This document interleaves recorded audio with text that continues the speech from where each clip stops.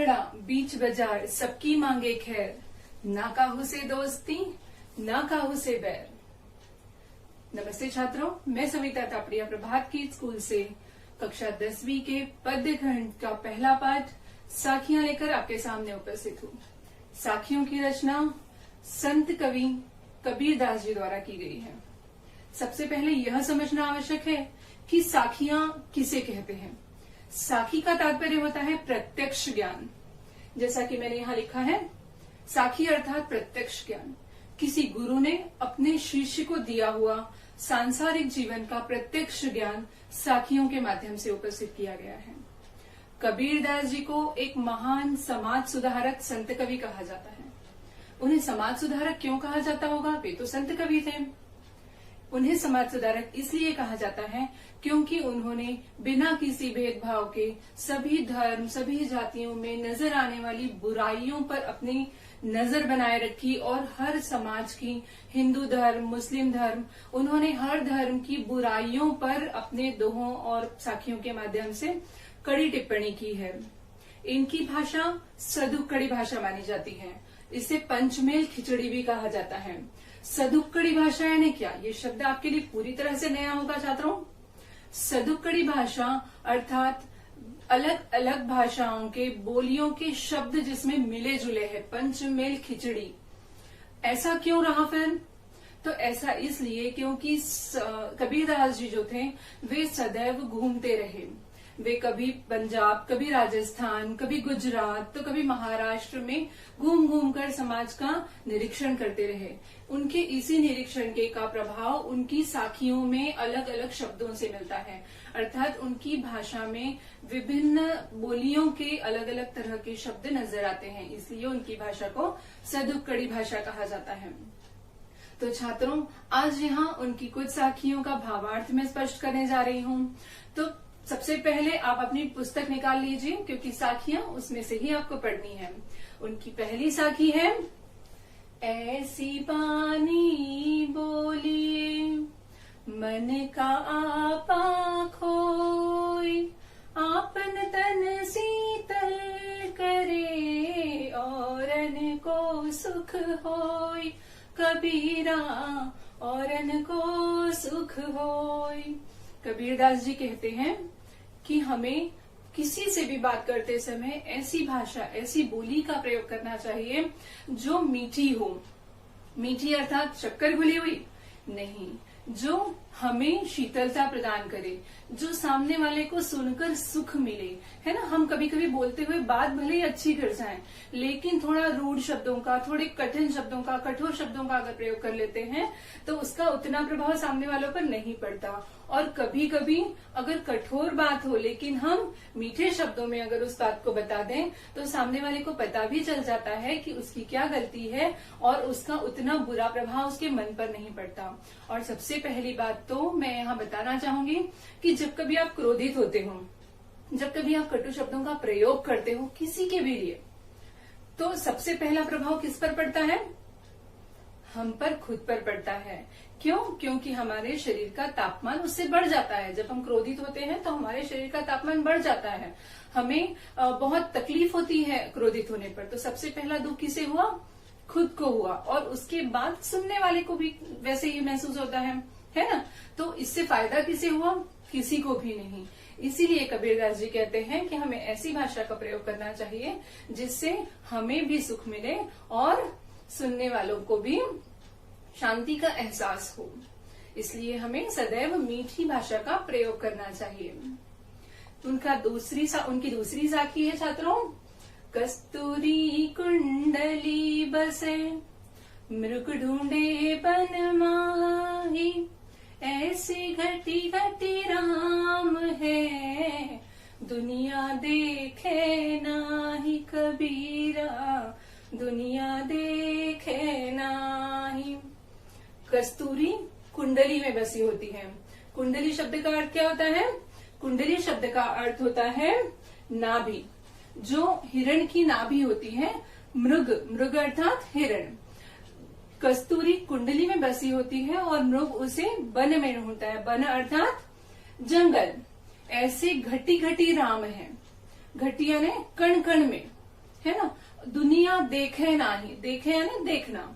तो कबीरदास जी कहते हैं कि कस्तूरी नामक जो सुगंधित पदार्थ होता है वह मृग की यानी हिरण की अपनी नाभि में होता है, उसी के शरीर में होता है, लेकिन उस सुगंध से प्रभावित होकर वह सारे जंगल में उस सुगंध को ढूंढता हुआ कुलाटियां मारकर दौड़ता रहता है। आपने देखा होगा ना हिरण को दौड़ते हुए। ऐसे दौड़ते हुए हिरण उस सुगंध को ढूंढता है, लेकिन उसे तो ये पता ही नहीं होता, उसे इस चीज का एहसास ही नहीं है कि ये जो कस्तूरी नामक सुगंधित पदार्थ है जिसे ढूंढने के लिए वो वन में घूम रहा है, वन में दौड़ रहा है, वो तो उसके अंदर ही बसी है। इंसान की भी ऐसी ही अवस्था है, ऐसा कबीरदास जी कहते हैं। कैसे?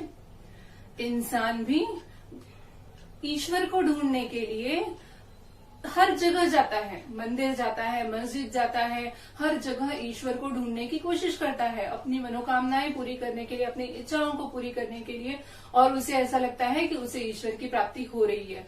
लेकिन उसे इस चीज का एहसास ही नहीं होता छात्रों कि वो ईश्वर मंदिर, मस्जिद, मूर्तियों में, गुरुद्वारों में नहीं है, बल्कि वो ईश्वर तो उसके अंदर बसा हुआ है, उसके कण कण में ईश्वर का वास है। वो अपने अंतर मन को यदि शुद्ध रखता है तो उसे ईश्वर की प्राप्ति बहुत आसानी से हो जाती है। जैसे मृग अपनी नाभि में बह रहे कस्तूरी को नहीं पहचान पाता, वैसे ही इंसान अपने अंदर कण कण में बसे हुए ईश्वर को नहीं जान पाता और उसे ढूंढने के लिए सारी दुनिया में भटकता रहता है और उसे ईश्वर की प्राप्ति कभी नहीं होती है। चलते हैं अगली साखी की ओर। कबीरदास जी की अगली साखी है, जब मैं था तब हरि नहीं, अब हरि है मैं नाही, सब अंधियारा मिट गया, दीपक देखा माही कबीरा, दीपक देखा माही। कबीरदास जी कहते हैं छात्रों कि जब मैं था तब हरि नहीं था। हरि अर्थात ईश्वर, और मैं मतलब यहाँ क्या है? मुझसे है, आपसे है? नहीं, यहाँ मैं का अर्थ है अहंकार। जब मैं था तब हरि नहीं थे, अर्थात जब तक हमारे अंदर, हमारे भीतर अहंकार होता है तब तक ईश्वर हमारे अंदर आ सकता है क्या? बिल्कुल भी नहीं। जब मैं था तब हरि नहीं, अब हरि है मैं नहीं। मतलब जैसे ही हमें ईश्वर के ज्ञान की प्राप्ति होती है, हमारे भीतर का अहंकार अपने आप मिट जाता है। देखिए एक दूसरे से कैसे संबंधित है चीजें। जब अहंकार है तो ईश्वर नहीं है, और जैसे ही मैं का अहंकार मिटा, ईश्वर की प्राप्ति हुई, और जैसे ही ईश्वर की प्राप्ति होती है वैसे ही हमारा तो अस्तित्व ही मिट जाता है। तेरा तुझको अर्पण क्या लागे मेरा, है ना, लाली मेरे लाल की जित देखो तित लाल। ऐसे अनेकों दोहों की रचना हमारे साहित्यकारों ने की है इसी चीज को बताने के लिए कि जब तक हमारे अंदर अहंकार का वास है तब तक ईश्वर की प्राप्ति नहीं हो सकती, और जैसे ही हमें ईश्वर की प्राप्ति हो जाती है सारा अहंकार मिट जाता है, क्योंकि मैं तो बचा ही नहीं ना, मैं तो ईश्वर मैं हो गया, है ना। जब मैं था तब हरि नहीं, अब हरि है मैं नाही। क्यों? सब अंधियारा मिट गया, जब दीपक देखा माही। ये दीपक किस चीज का प्रतीक है? ज्ञान रूपी दीपक है, देखिए। और अंधकार अज्ञान का अंधकार है। अंधकार मतलब यहाँ हमारा काला घनेरा लाइट जाने के बाद वाला अंधकार नहीं है, ये अज्ञानता का अंधकार है। जो हम ईश्वर को यहाँ वहां चीजों में ढूंढते रहते हैं, उस अज्ञानता का अंधकार है जो हमें अपने आप को, हम ऐसा महसूस करते हैं कि जो भी मैं कर रहा हूँ वो मैं कर रहा हूँ। ये मैं रूपी जो अहंकार है, ये अहंकार हमें ईश्वर से मिलने नहीं देता। जिस दिन हमें ईश्वर से मिलने की लगन आ जाएगी, ये अहंकार अपने आप मिट जाएगा, या यूं कहिए कि जिस दिन ये अहंकार मिट जाएगा उस दिन ईश्वर आपको मिल ही गए, समझ लीजिए। सारा अंधकार मिट जाएगा जिस दिन ये ज्ञान रूपी दीपक हमारे भीतर जलता है। सब अंधियारों मिट गए जब दीपक देखा माही, माही यानी मेरे अंदर। जिस दिन मुझे नजर आया कि मेरे अंदर ही तो वो ज्ञान रूपी दीपक है जिसे मैं बाहर ढूंढ रहा हूँ, उस दिन सारा अंधकार मिट जाता है। चलते हैं अगले सखी की तरफ। सुखिया सब संसार है, खावे अरु सोवे, दुखिया दास कबीर है, जागे अरु रोवे, कबीरा जागे अरु रोवे। छात्रों, इस दोहे का अर्थ भी पहले वाले दोहे की तरह ही है। कबीरदास जी कहते हैं कि सुखिया सब संसार है, खावे और सोवे, दुखिया दास कबीर है, जागे अरु रोवे। यहाँ पर कबीरदास जी खुद को रोता हुआ कह रहे हैं और लोगों को हंसता हुआ कह रहे हैं, सुखी कह रहे हैं। क्यों?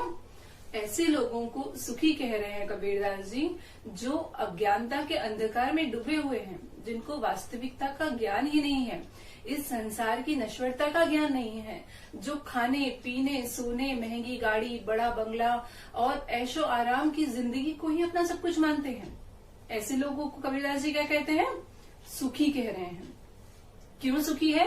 क्योंकि उन्हें इस संसार की नश्वरता का ज्ञान ही नहीं है। उन्हें पता ही नहीं है कि इन चीजों में सुख है ही नहीं।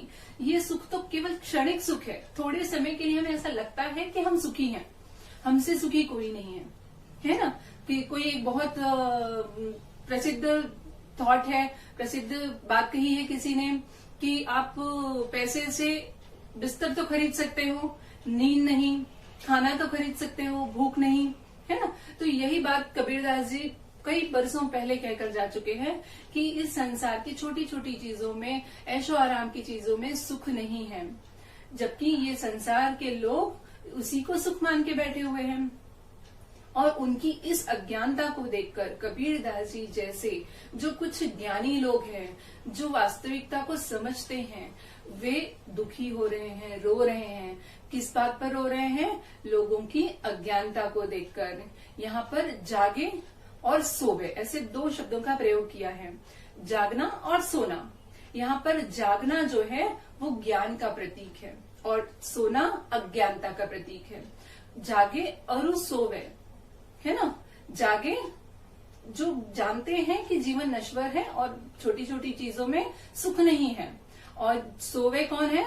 जो अज्ञानता में अपने छोटी छोटी खुशियों को ही सुख मानकर मजे कर रहे हैं। ऐसे लोग जाग रहे, ऐसे लोग सो रहे हैं, और कबीरदास जी जैसे लोग जाग रहे हैं और ऐसे लोगों की अज्ञानता को देखकर रो रहे हैं, है ना। हमने आज 4 साखियां पढ़ी और चारों साखियों के माध्यम से इतनी बात तो आपको समझ में आ गई है कि हर साखी में कबीरदास जी ने मनुष्य को कैसा जीवन जीना चाहिए ये बताने की कोशिश की है ना। उन्होंने कहा है कि अपने आप को अज्ञानता के अंधेरे में मत डुबो, भगवान ईश्वर तुम्हारे भीतर है। जब तुम अहंकार का त्याग करोगे, ईश्वर की प्राप्ति तुम्हें खुद हो जाएगी। ऐसी ही कई साखियों की रचना कबीरदास जी ने की है और उनकी हर साखी इस बात को सिद्ध करती है कि कबीरदास जी एक संत कवि होने के साथ साथ एक महान समाज सुधारक कवि भी हैं। धन्यवाद।